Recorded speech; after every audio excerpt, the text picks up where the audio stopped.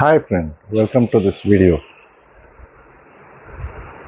As I was scrolling, I found a thumbnail which I found to be very interesting, and I thought I'll share it with you guys also. I have not seen this video.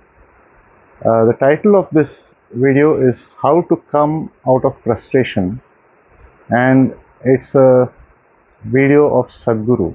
Sadhguru explaining how we can come out of frustration.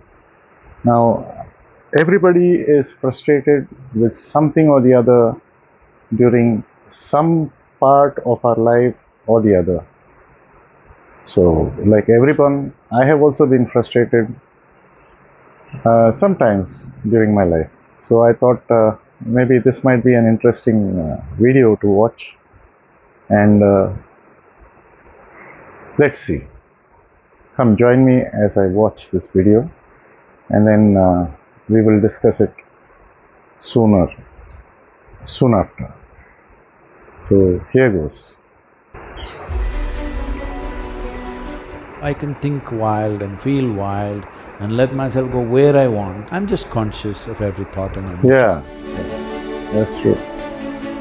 If you're well balanced, everything that you can do in your life, you will do. Simple process.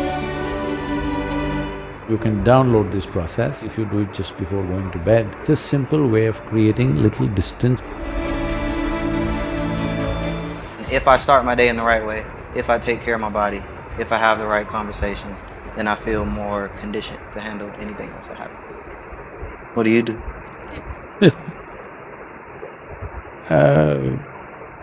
Well, I live my life wild. No discipline, I don't know where I will sleep, where I will wake up. If I sleep on the same pillow 2 nights, it's a luxury. I'm always somewhere else. So, I don't have any discipline, except that my day normally extends to 18 to 20 hours, trying to slow down a bit, but it's only picking up speed and momentum. Let me stop here for a few seconds. Now, Sadhguru, although he is jokingly saying that he has led a wild life and which is not disciplined, if one reads his biography or autobiography or books on him, one will come to realize that what he is saying is true. Not in the sense of disciplined life, but more of a life which is on the edge of the wildness, which one can say. He's been a very adventurous sort of person, always on the lookout for new things and new experiences, and he has a wonderful way of communicating with people, the words, the way he expresses. Okay, sorry to disturb, so let's go back to the video. I made myself in such a way that nobody other than me determines what happens within me.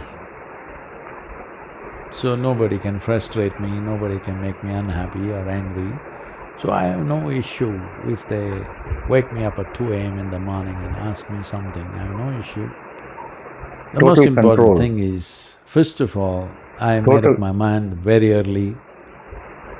You know, in my life I've never applied for a job ever, nor did I go for any job interview or even think of a job. Always my family worried, how will you make a living? I said, I don't know. All I know is, if nothing works, I'll go… You know, I spent weeks in the jungles of southern India all by myself. I learned to survive there. I said, if nothing works, I'll go into the jungle, you won't see me, but I will live. Don't think I will die. I know how to live. Yeah, that's a true survivor.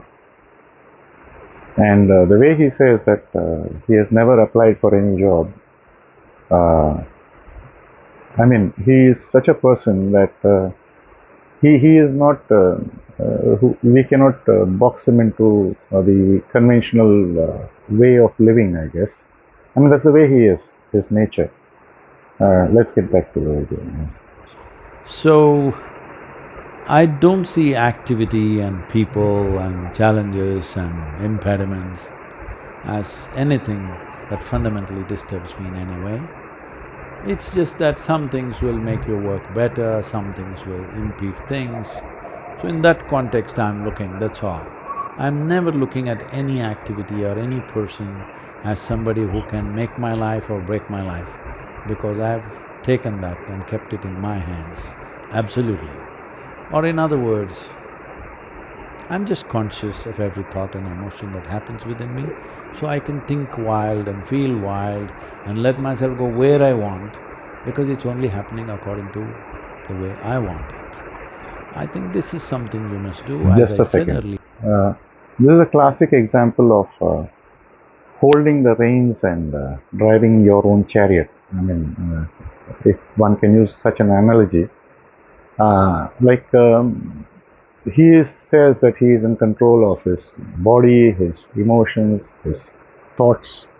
So he can rein in or let loose whichever aspect of his personality at any given point in time. And this kind of control is really very admirable.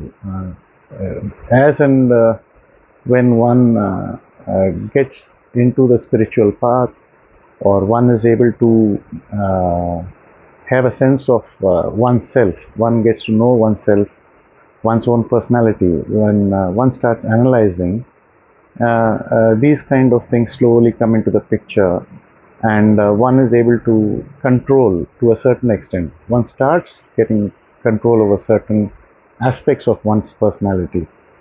And whereas Sadhguru, of course, he says he's in total control. Yeah, so let's get back. Yeah, if you create a little distance, you will see, you will understand the whole mechanics of how this works. But if you're in it, it looks like it's such a complicated affair. 1 second. By little distance, what he means is, like, one should be like a witness. One should be able to look at one's own body, and one should be able to look at one's own emotions. One should be able to look at one's own thoughts. So this is the distance what Sadhguru is talking about, between the soul or the Atman and either the body, the mind, or one's intellect. So this is the distance what he is trying to explain. It's not complicated. It is just that individual people are complicating it within themselves. And about being mindful, no, I'm not mindful of anything, I'm generally mindless. Yes, I don't have a single thought on my head. I don't have any knowledge or knowing when I walk on the street, I just walk like I'm a 5-year-old boy, just joyfully looking at everything. It's a bird or a butterfly, a man, woman, everything I'm looking at carefully, not with any intent, simply looking, because I have eyes. I must see everything that I can see. So… 1 second. Now, this is exactly what he means by keeping a distance from one's personality and viewing the world as it is, the way it is.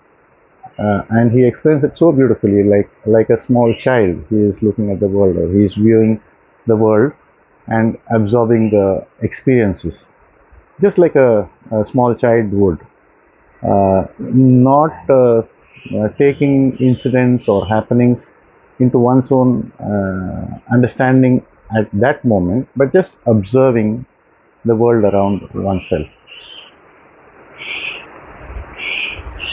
if you have keenness of attention, both internally and externally, I don't think you have to struggle with who will disturb you, what will disturb you, what will throw you off. No. See, balance, inner balance is the most important thing. You may have intelligence, you may have genius, you may have talent, you may have many things. See, inner balance, he says. Basically, by inner balance, you are trying to balance your emotions, your thoughts, and keep your inner self in a very balanced condition so that neither immediate joy can lift you up off the ground, nor great sorrows can push you down into the ground. So that's what he means by keeping a balance. Let's get that. Yeah. You may even have a lot of wealth. Once there is no balance, all these things will turn against you. Your own intelligence will turn against you, your wealth will turn against you, your relationships will turn against you, everything will turn against you. Above all, balance. I'm well balanced. I came riding to Atlanta, I'll ride back on a motorcycle. I'm going towards 70, but I'm still riding. Because balance, both inner and externally, you are balanced. It's very, very important. If you're balanced, whatever you have, your intelligence, your capabilities, your talents will naturally find the best expression possible. Or in other words, if you're well balanced, everything that you can do in your life, you will do. What you cannot do, anyway you will not do. But if you're not balanced, what you can do, you will not do. In your life, if you do not do what you cannot do, there is no… Yeah, 1 second. So when one is balanced, one is not affected by the results of one's action.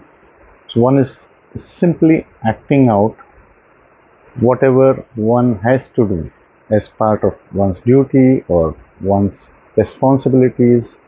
So when you don't take in to yourself, when you don't place yourself as the owner of that particular result, then your balanced mind is not swayed by whatever is happening around you.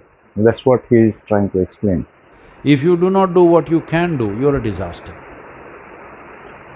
It's my wish and my blessing, you should not become such a disaster. So, there is a simple process that you can download this process. 12-15 minutes a day you can do it. It's called as Isha Kriya. Initially you listen to it and do it, it's guided for some time. If you do it for, let's say, maybe 15 days or a month, after that you can even do it without any guidance, you can do it by yourself. Every day, just reminding yourself and linking your breath to it, especially if you do it just… Okay, I'll stop here for now, this video. There's another minute or so of this. Basically he's explaining what Isha Kriya and his method of meditation and his courses and things like that, where he is guiding the students. In this particular video, Sadhguru explains everything so beautifully. How to get out of frustration, why frustration sets in. Basically, it sets in because one is not balanced with the happenings and the people or the incidents which is happening in one's life. When there is equanimity or when there is balance, then frustration cannot set in. So one should always strive for this balance, and one should be able to control one's physical body, one's emotions, and one's thoughts. And that is the particular distance what Sadhguru is talking about. I hope you enjoyed this video with me, and I have great admiration for Sadhguru. Thank you very much for staying along and viewing this video with me. Please kindly subscribe to this channel, like this video and share it amongst your friends. Hope to see you again in the next video. Thank you. Vande Mataram. Bharat Mata Ki Jai.